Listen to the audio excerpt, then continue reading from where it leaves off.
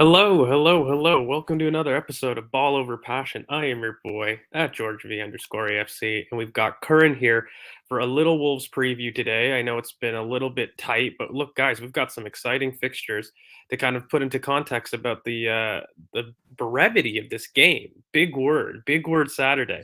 I think look, it's an awesome result. It's something that I think everybody is super excited to really talk about. So we'll have like a quick little 20-minute breakdown of Wolves and what this means going into the break, guaranteed first at Christmas. I mean, no matter what, we can win, lose, draw, and we will be first at the top of the table by Christmas. And we have succeeded this kind of October or this August to November pre-World Cup bookend in phenomenal form, virtually guaranteeing top four, which is something I don't think many could say at the beginning of the season. I know here on BoP we kept saying, look, you need to bookend the start and end of this kind of season with the World Cup. And we did say this period between August and November is going to be absolutely crucial for guaranteeing your objectives in a top four sense. But look, guys, we could be competing for something greater based on what the boys are doing, and I'm sure every fan couldn't be more happy about it. But look, I hope everyone's doing well. How you doing, Ali? Good. And yeah, there's a lot of really fun results that we can have a look at, but none more so than Brentford and City. And I think the first discussions that we've got to really have are what it means from an Arsenal perspective. Because I think from a City perspective, and I'll go first.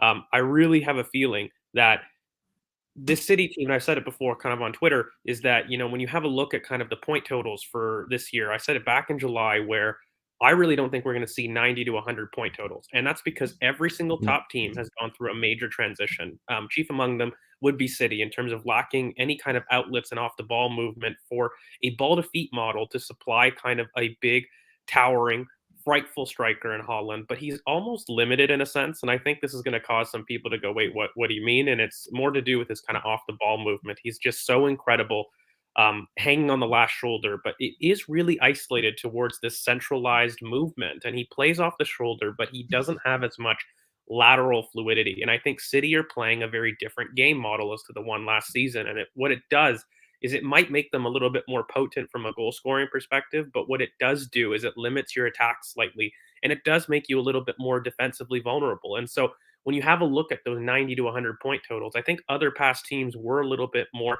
um, controlling. They were a little bit more solid defensively, but I even think attacking wise, they carried a different dynamic. And by letting go of Sterling and Jesus in terms of your off the ball outlets, if you have too much of one type, I always feel as though that you're going to lack some kind of balance. And so when you have a look at it, Liverpool, of course, went for a very different model, transitioning from their three-man midfield to a more pivot-based model with Darwin Nunez, a very different type of striker, somebody that I called Baby Lewandowski in his profile. He's somebody that likes to peel wide and offer a presence on the inside, but he's very much a drifting striker, and he's going to need work. It's a project, and then you go back towards United being a project under Eric Ten Hag, and then of course Conte. I don't care. Sorry, there's one time that you're not going to see any serious analysis. But look, from an Arsenal perspective, even the additions of Zinchenko and Jesus, I think we underwent our own little adaptation period, and so everybody has a reason to say why they might be different from a playing perspective this year. And Chelsea have already gone through a manager and their own transition, so this is an opportunity, I think, for somebody to kind of take charge of a situation. You know what it reminds me of? It's like when you want to go out with your friends, and everyone's like, "All right, guys, lads, where do we go?" And you need somebody to make a decision. Everybody keeps talking about they want wings, they want beers, they want to go out, they want to do something. We need somebody just to make a freaking call. And I think this is going to be the name of the game this season in terms of somebody looking to dominate the narrative, and it's looking for a void, it's looking for a leader, and so far it's Arsenal and Mikel Arteta. But current mate for you, um, a long little spiel, but I'm excited about what the potential could mean for the season. I think we differ a lot about title charge challenge and what you can define in terms of the process. I think we both agree that there's no doubting the just pure hard number facts that we are in a title challenge at this current moment in time. The the debate's always potential and potency down the line. I think those questions happen a little bit later, but just going in to Wolves and going into the World Cup virtually guaranteed top at Christmas, regardless if that's a 5 point gap or a 2 point gap. I really think that's semantics in the grand scheme of things of an overall title race. especially one that I think will have lower point totals. Like, I don't think that you've got two behemoths that are Centurion candidates going back and forth. I do think by the end of the season, there's going to be a little bit more of a gap between first and second. But how do you take that confidence, and how do you think the squad should take that confidence going into kind of a World Cup and a break where you're top of the league? Yeah, I mean, the thing for me is what's so crucial about today and why 5 points is just insane is for me, I feel like I think for both of us, I feel like the title challenge is decided by games you have with the other title challengers. You can't go 0 for 6 against City and expect to be in a title race. You have to take points off them. You have to get your points yourself. And to be 5 points clear means that they have to win both games. If we're just looking at it from a pure, you know, they're winning, we losing. They have to catch up this and that amount of points. So Yeah. it feels good because it just means that this game is so crucial in terms of being able to progress, in terms of getting points on the board and having the audacity to actually dream about going to an Etihad and putting up a fight, having them come to the Emirates and think we're under pressure here. That's a different mentality to what we have had in these past 5 to 7 or however many seasons you want to say. City don't come to Arsenal and think, oh, we need to win here. We have to win here because it's a danger. 5 points, it's a danger. You need to win these games. It puts that extra added pressure onto Manchester City, and I think today is so crucial in being able to establish why we have done so well. And there are specific situations in this game and specific areas in this game, which I think we'll break down in what is to expect from this game in terms of the personnel they are using, what they have in terms of managerial sort of Lopetegui coming in, but not really having an opportunity to work with the players yet. There's a lot of things going on with them, and we don't really have a lot of time. So I do really want to get into it because I know people are chomping at the bit to watch Chelsea. Who knows what they're going to do? So Well, look, yeah, what I what do can you make promise? of There's going to be Wolves, mate? tons of content from a bot perspective. Well, we Yeah, will theorize, title challenge what we need. In terms of Ali talking about the January window, we will absolutely get there. The one thing that I definitely want to encourage for people is when you have a look at kind of perspectives. What do we need from a different objective standpoint? Okay, so if you're battling for top four, the metric has always been don't look at your neighbors. And this is the one thing, the last bit of advice before we get into Wolves that I'll keep saying.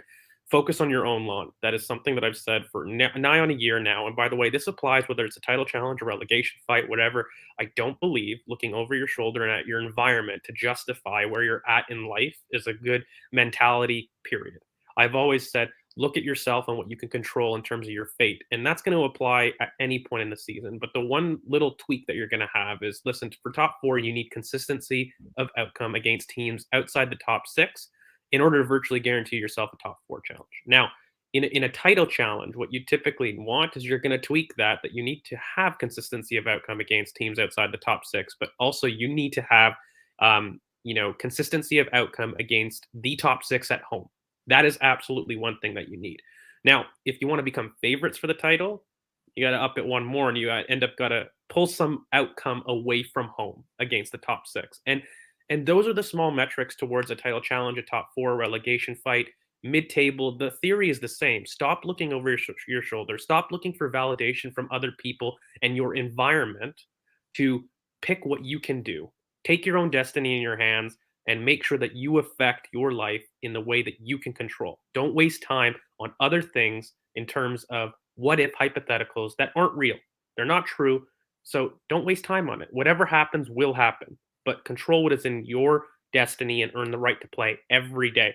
And the only reason I'm doing little George's motivational TED talk is because, from a player perspective, approaching this Wolves, you kind of mentioned it, Curran. It is very much a different mentality coming into a game knowing that you can make up points on a title rival. It's very different from top four, right? And Arsenal have started very fast all season. It's been probably one of the biggest changes that Mikel Arteta absolutely has had an ear in, because last season we didn't start fast, and I think this year we are the team that really does that. And so when you have kind of you know that mentality against a team that has struggled for form, somebody with a new coach in terms of Lopetegui, um, it makes for an interesting thought experiment, because again, Wolves seriously lack any clinical forwards, and I think starting strong is really important for the mentality of this title challenge consideration. You cannot give your opponents time in away matches to gain comfortability and respect. And one of those is making sure that you don't start light. I think Mikel Arteta has taken a lot of sports psychology mentality in mind in terms of preparing the boys. And, Zinchenko had mentioned it in kind of a Ukraine interview that, our wonderful friend, Mr. Wohan out there, has put out on Twitter. But he kind of talked about how Mikel Arteta is getting them in the mindset to really approach um, a game with a different mentality, and approach is everything. And I Mhm. think the only way that you're going to lack in terms of this game is going to be by not respecting your opponent and not earning the right to play. So just to wrap up that little TED talk, um, you know, I think that's the most important thing to this game. But let's get into the tactics because we've got probably 10 more minutes, and I've been Gary V. Absolutely. Yeah. Let's get into it. We'll put up the tactical board here. Now, look, Lopetegui hasn't really had a chance to affect this team or provide any major sessions. And so, in terms of, you know, what Wolves have to offer, Curran, for you, what is the major kind of 1v1 key battles? And I'm going to talk about Guedes because he is my what if player of the last couple years. But for you, mate, like what are the major battles? Where can we hurt them? And and how do you see the game panning out? I mean, we always have the same answers with for these. Where are we strong? We're Mm, strong in wide areas. We're strong with our wings. We're strong overloading wide and creating cutbacks for us in central areas. So Otto versus Zinchenko and Eight Nuri versus Saka for me, obviously, will be the two main battles. I mean, what about you? I'm just going to get a lead quickly because my battery's about to run out. So give me a second. yeah, no problem. So look, guys, I think for me, from my perspective, Wolves don't have any major injuries. In terms of, I think Raul Jimenez is probably your only major one that's working himself back into. But he Wing Chan is somebody that they've relied on as a more rounded center forward, and he kind of allows their kind of wing forwards to really operate. And he does play that kind of pseudo Harry Kane 2014 mold of let me drop in, or the Firmino role, the classic linker play, where he does do that really quite well. I think he has a preference to kind of the left hand side, and him and Podence are kind of, they work off well together in terms of ball to feet stuff. But Podence doesn't have necessarily the big athleticism in larger distances to really affect that outlet play. So they definitely like to build through the left with quick switches to have Guedes as their kind of outlet. And so, yeah, from a perspective of Lopetegui, he's not, and so it's important because I think It had was like, he remember had, when Ragnick came in and they had Carrick there, and it was sort of like yeah, he's not quite there, but he's like watching it with cameras and all that rubbish. And I think it's something similar to that sort of situation. But yeah, uh, yeah, in it, terms of where they can hurt us, though, I mean, for me, I'll just say from on my perspective, as you mentioned, their left to right build up. If they can get behind Zinchenko, there's yeah, got to be Gabriel's going to have to be on it because I feel like that is a transitional area where they can, they can hit us because Guedes dropping deep and then also going round, trying to get into that space behind, I think could be a way they can get us, especially with our high line, and we have to marshal that well. The other thing is Chan. I think Chan is someone that we have to watch because his ability to run the channels is decent. It's not like he's a scrub. He's quite decent. So I think those from their end, I think obviously the Partey Neves battle will be interesting. I think they've all often matched up when we've played them a lot of the time, and Thomas has pretty much wiped them. And but that'll be interesting to see if what they do. And yeah, I'd like Jesus to go off with a bang. I'm not gonna lie, I'd like a goal for him because I think this is. I need it. I need it. I need for him just to get off, get in, get it, go to the World Cup, have a bit of confidence, have a great tournament, and come back and hit the ground running because he needs one right now. Look, I think from an Arsenal perspective, attacking that space in behind the wing backs, we say it quite a bit, but there's a lot of teams right now that are attempting a low block. I think Wolves, look, they're somebody that have played a lot differently, especially with the troubles that they've had with Bruno Lage and transitioning right now. They're a much deeper team than they Yeah, have been in the past. And um in terms of really getting in behind, we're gonna do it because we do it almost every stream. But look, we play so commonly right now, but this spread out wide is going to be super important, particularly when you look at this block, because I think when you have a look at some of the tactical board, you look at their fullbacks. Otto is somebody that isn't necessarily going to penetrate the width. He will join in the back a little bit to kind of form this three. He likes to join in midfield a little bit.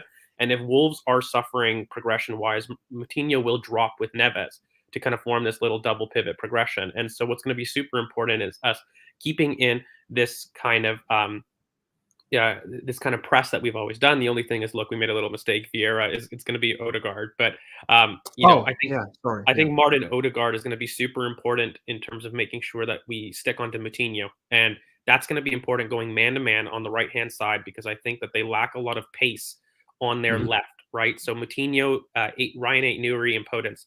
Ryan Nuri is going to be somebody that's going to be bombing down that left hand side, but he's not necessarily somebody with a major amount of athleticism. And they do like to work that Podence triangle to do quick combination play, draw people in, and then explode down the right. Like that is their one major threat. So from an Arsenal perspective, of course, the space in behind Zinchenko when he forms that midfield in a 3-2 is going to be something to worry about. But we've got our best channel defender in Gabriel down that side. But it is a worry. It's something that he's going to have to work at. I think from an Arsenal perspective, Ben White is going to be super important because I think Kilman is their better version of a center back. But Ryan Nuri is going to have a lot more space behind him. And so I actually think Bukayo Saka is going to be super important in this game to make sure to get in behind the space that Ryan Nuri is definitely going to leave if he's able to kind of bomb on. And, he will. I think Otto is a lot more conservative Mm. as a fullback option. And so while I think absolutely Martinelli is in super form and, anytime that you have an opportunity to run at fullbacks, we're going to try it. But I think there's just going to be a little bit more space down their left or our right. And On so paper, Ben White's going to be super important in terms of mm, making sure that Podence isn't able to turn and play that close combination play. Podence is tricky in tight spaces, but if we're super aggressive to him, he won't find an entry pass into the center of midfield with Moutinho and Neves. And that's going to be the key, right, guys? Like it's not, they don't have necessarily a huge wide threat, but they look to draw you in and they look to break. So if we can make sure that we're really going man for man, Thomas Partey on Chan, like that's going to be another battle that we just stop the entry pass into the middle of the park and then we stop that kind of outlet play because they don't have many outlets. And if you can do no. that, you'll stop them all and It's you very ball probably to feet, score. as you mentioned. And in terms of this question, they have suspensions more than injuries. I mean, Yeah. obviously the injuries is been well. Their new signing, what's his name? The 6'6" lad, the centre forward. I can't remember his name off the top of my head. Sash or something. He got injured with his ACL like off the bat, and then Mm. obviously Diego Costa's is suspended for a red card. Nelson Semedo's is suspended for a red card. So they have injury. There's more suspensions than injuries, but they do have obviously Sarr's been off it because he broke his hand, and they haven't really produced a replacement. So he's not been as good as he was last season. It's tough. It's been tough for them. And I was going to say on paper, Collins and Kilman, it feels like it should be a partnership that on paper when I saw it, I was quite excited. I thought that seems like a partnership that could work. Nathan Collins obviously had he came into my thank you, Kalazdzic. Yeah, thank you very much. He came into interview for me for that Tottenham game for Burnley where he was just everywhere, and Kilman himself has also been someone that's been impressive. So you think that it's interesting. I think. What do you make of how they've started, and what do you make of how that partnership could flourish in the future? Well, look, I think the one thing that's probably worth mentioning from an injury perspective is the potential for Mateus Nunez to come in, kind of in midfield. He Is he had a back? shoulder. Sorry. Is he back? Because I Well, was he going had to a put him in, shoulder but I don't injury think late he's back. October, and he missed his last two games. And I'm just mentioning it. It could be something Because where he's he's on in. the Portugal squad. Well, the thing is, I don't think I know his shoulder injury didn't require surgery, so it's very much a kind of a 7 to 10 day kind of scheme. So he could So maybe he potentially will be in. play. He may not be in, but I think one of the biggest things is 100% focusing on Mateus Nunez. And the reason I say that is because I think that they've had really poor luck with injuries and getting their best midfield on the pitch, but also having equal outlets both sides. I think Wolves are just far too predictable without really a Neto or another alternate kind of Nelson Semedo option. Both sides they lack that real thrust, and I think with Diego Costa, they're really searching for that reference point to help them get out of midfield because they've got a lot of big space carriers in their team, but really no one to to necessarily carry them from a low block out into the final third and to keep it there. They're still very reliant on a lot of outlet play. So I think that's one of the biggest issues for Wolves. And I think Lopetegui is really the perfect manager to really fix that. Like he's really somebody that will do excellent in build up and getting a team into the final third. He definitely has some really good I mean, how patterns many to of them do are that. going to the World Cup? I Sorry. think not. I don't think a lot of them going to the World Cup. If he's coming in like during the World Cup and he has a fair majority of his squad to work with, I think that could be good for them. I mean, obviously, I mean, how much of the Portugal contingent is going? Nunez, I think, is obviously is going. Neves is going. I think a Is couple Guida's more, but going? I don't think so. Yeah. So, I mean, look, ultimately I agree with you. Signing off is going to be super important. But one thing I'll just probably review for a quick little summary for everybody. Look, we popped this up here when we get into our predictions.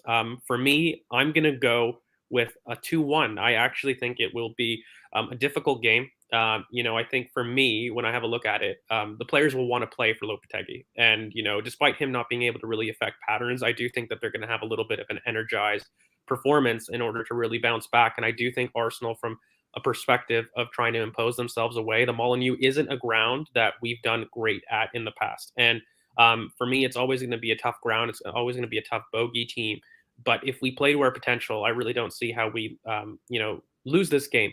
But it is going to be tough. I think that they're going to put up a nasty low block, and I do think that we need to watch out for their outlet play, especially in transition, because we're going to have a really high line, and they do have outlets that can hurt you if you give them space. So making sure that Gabriel and Guedes is going to be something that's going to lock very good, and as well as Thomas Partey, stopping that central progression from Chan. I think making sure that we're 1v1, and I think Bukayo Saka is going to have a very influential game. I'm probably with you, Curran. I do think that Jesus actually breaks his duck in this game, but I think Bukayo Saka scores as well. And I think it's going to be really important signing off. Look, we all know we want to win. We've started so well, and we need to make sure that we carry this through with a win. But yeah, I'm going for a 2-1 prediction win at the Molineux. Curran, mate, for you, what are you going with? I'm going with 2-0. I think that I don't really. I think our defense is good enough to get out with a clean sheet. I don't. Obviously, things can happen, and la la la la. We can obviously moments can happen in games and etc. etc. But I think our defense is good enough to put out a clean sheet for this game. And for me, I just think that we do get a couple of goals. I think I'm going with Xhaka and Saka. I think actually I would like Jesus to get one, but I just feel like this has got granite written all over it. I feel like he's just got that 200 performance against Nottingham Forest. He's when he has that mood and he has that sort of energy about him, he's just different. And I think that this will be a good game for him. I think with Partey back and him and Odegaard, I think he'll be more actually with Zinchenko back. What am I saying? With Zinchenko back, it will give him that more freedom to make those Leicester runs that we were seeing earlier in the season, getting into those third man areas. So I think 2-0. I think that is, that's what I'm going to go with. Yeah, so we got some 3-0 shouts. Guys, thank you so much for sticking with us again.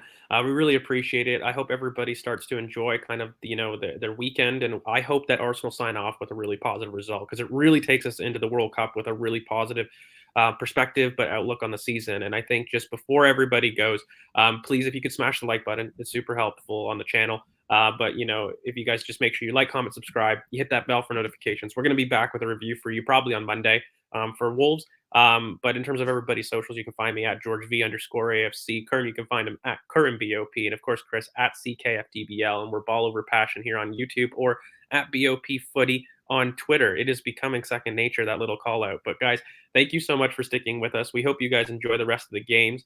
And I hope that Arsenal put on a performance today, because that will be really good in terms of taking a positive feeling into the season. And then we will be back with tons of content. So guys, please don't go too far away. We're We're going to be back. actually going to discuss this now, because we're going to discuss what we're going to do for the next 6 weeks. I want to do a mid-season review. We'll have a discussion about some transfer stuff. Lots of different things coming your way, guys. So do subscribe, and I think that's what we have to do. Absolutely. And the one thing is, guys, please let us know of some stuff that you want to talk about. Some of the exciting projects that I know we're going to be doing kind of in this 4 to 6 week break. We'll have World Cup content, don't worry. But I think it would be nice to have a little bit of a loan review, as well as maybe an academy update for those that want to debate. Who could potentially come back for us and become a factor in the second half of the season. Are there any loans that have been going super well that you guys want to discuss? But if there's anything else that you guys think you want to do, and of course, title challenge aspirations, a little bit of transfer pods, all of that and more is coming your way. But guys, thanks once again for all of your help and all of your encouragement. We really appreciate it, and we love the support. So, guys, hope you guys have a great rest of the day, and we will sign up hopefully with Arsenal 2, Wolves 1, because we love going at the top of the table. All right, peace, everybody. Have a good one.